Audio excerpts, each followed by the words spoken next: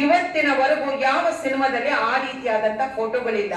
ಆ ಫೋಟೋ ನೋಡ್ಬಿಟ್ಟು ನೀವು ಒಂದಿಡೀ ಸಿನಿಮಾದ ಭವಿಷ್ಯವನ್ನ ನೀವು ನೋಡ್ತೀರಾ ಅಥವಾ ಪ್ರಚಾರಕ್ಕ ಇದು ಯಾತಕ್ಕಾಗಿ ಮಾಡ್ತೀರಾ? ದಯವಿಟ್ಟು ಹೀಗ್ ಮಾಡಬೇಡಿ. ಸಿನಿಮಾ ನೋಡಿ ಮೇಡಮ್ ನಾವು ಮಾಡ್ತಿದ್ದವ್ರಿಗೂ ನಾನು ಇದನ್ನೇ ಈ ಮೂಲಕ ರಿಕ್ವೆಸ್ಟ್.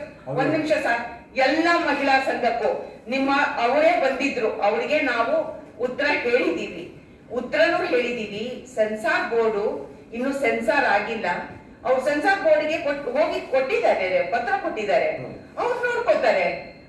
ಆ ರೀತಿಯಾಗಿ ಒಂದು ಧರ್ಮವನ್ನ ಅವಹೇಳನ ಮಾಡೋದು ಅಥವಾ ಅವ್ರಿಗೇನಾದ್ರು ತೊಂದರೆ ಆಗುತ್ತೆ ಅಂದ್ರೆ ಖಂಡಿತವಾಗ್ಲೂ ಸೆನ್ಸಾರ್ ಬೋರ್ಡ್ ಅವರು ಕ್ರಮ ವಹಿಸ್ತಾರೆ.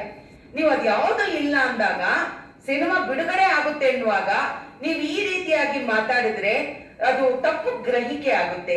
ಗ್ರಹಿಕೆಯಲ್ಲಿ ನೀವು ಇದ್ ಮಾಡ್ಬೇಡಿ.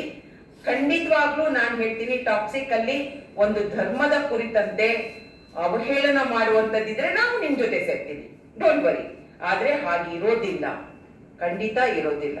ಯಾಕೆಂದ್ರೆ ವಿಚಾರವಂತರು ಯಶ್ ನಿರ್ಮಾಪಕರು ಅವರು ಅಷ್ಟು ಕೋಟಿ ದುಡ್ಡು ಹಾಕಿದಾಗ ಅವ್ರು ಯಾವತ್ತೂ ಅಂತ ಕೆಲಸ ಮಾಡೋದಿಲ್ಲ. ನಿಮ್ಮಿದ್ರೆ ಅವತ್ತು ಓಕೆ, ಅವ್ರು ಬಂದಿದ್ದಕ್ಕೆ ನಾವು ಉತ್ತರ ಕೊಟ್ಟಿದ್ದೀವಿ. ನೀವು ಪ್ರತಿಭಟನೆ ಮಾಡೋದಕ್ಕೆ ಸಿನಿಮಾ ನೋಡಿ ಪ್ರತಿಭಟನೆ ಮಾಡ್ಬೇಕಾಗತ್ತೆ. ಟಾಕ್ಸಿಕ್ ಸಿನಿಮಾದ ಟೀಸರ್ ಬಗ್ಗೆ ಅವ್ರು ಮಾತಾಡಿದ್ದಾರೆ. ಅವ್ರು ಮಾತಾಡಿರ್ತಕ್ಕಂಥ ವಿಷಯಗಳಿದೆ ಅಲ್ಲ, ಅದು ಆ ರೀತಿಯಾಗಿ ತಾವು ಕೇಳಲಿಕ್ಕೆ ಆಗೋದಿಲ್ಲ. ಏನ್ ತಪ್ಪಿದೆ ಅಂತ ನನಗ್ ಗೊತ್ತಿಲ್ಲ. ಟೀಸರ್ ಯಾವತ್ತು ಏನಕ್ಕೆ ಮಾಡ್ತೀವಿ ಹೇಳಿ? ಚಿತ್ರರಂಗಕ್ಕೆ ಜನರನ್ನ ಕರೆಸುವಂತಹ ಒಂದು ಅದ್ದೂರಿತನ ಮತ್ತು ಅದರ ಬಗ್ಗೆ ಒಂದು ಗ್ಲೋರಿಫೈ ಮಾಡಿ ನಾವು ಹೇಳುವಂತದ್ದು. ನೀವು ಸೆನ್ಸಾರ್ ಬೋರ್ಡಿಗೆ ಕಂಪ್ಲೇಂಟ್ ಅನ್ನು ಕೊಟ್ಟ ನಂತರ ಅದಿನ್ನೂ ಸೆನ್ಸಾರ್ ಆಗಿಲ್ಲ, ಅವ್ರು ನೋಡ್ತಾರೆ. ನೀವು ಅಷ್ಟೊತ್ತಿಗೆ ನೀವು ಮೀಡಿಯಾನ ಕರೆದ್ರೆ ತಪ್ಪು ಅಂತ ನಿಮ್ಗನ್ಸಲ್ಲ? ಒಂದು ಇಂಡಸ್ಟ್ರಿಯಿಂದ 100 ಕೋಟಿ ಹಾಕಿ ನಿರ್ಮಾಪಕ ಸಿನಿಮಾ ಮಾಡಿರ್ತಾರೆ. ನೀವ್ ಇವತ್ತು ಹೇಳಿ ನನಗೆ, ಇವತ್ತು 93 ವರ್ಷದ ಈ ಇಂಡಸ್ಟ್ರಿ, 92 ವರ್ಷದ ಇಂಡಸ್ಟ್ರಿ, ಇವತ್ತಿನವರೆಗೂ ಯಾವುದೇ ಬೇರೆ ಅನ್ಯ ಮತದ ಬಗ್ಗೆ ಯಾವುದಾದ್ರೂ ವಿವಾದಗಳು ಆಗಿರೋದನ್ನ ತಾವು ಕೇಳಿದ್ದೀರಾ? ಇಂಡಸ್ಟ್ರಿಯಲ್ಲಿ ಇವತ್ತವರೆಗೂ ಮಾಡಿಲ್ಲ.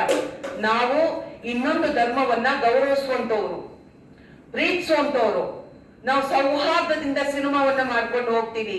ಇನ್ನೊಂದು ಧರ್ಮದ ಬಗ್ಗೆ ಖಂಡಿತವಾಗ್ಲೂ ನಾನು ಆ ಸಿನಿಮಾ ನೋಡಿಲ್ಲ, ಬಟ್ ಖಂಡಿತವಾಗ್ಲೂ ಆ ಸಿನಿಮಾ ಮಾಡಿರಲ್ಲ. ಟೀಸರ್ ನಲ್ಲಿ ಫೋಟೋ ಮೇಡಮ್, ಈಗ ಕ್ರೈಮ್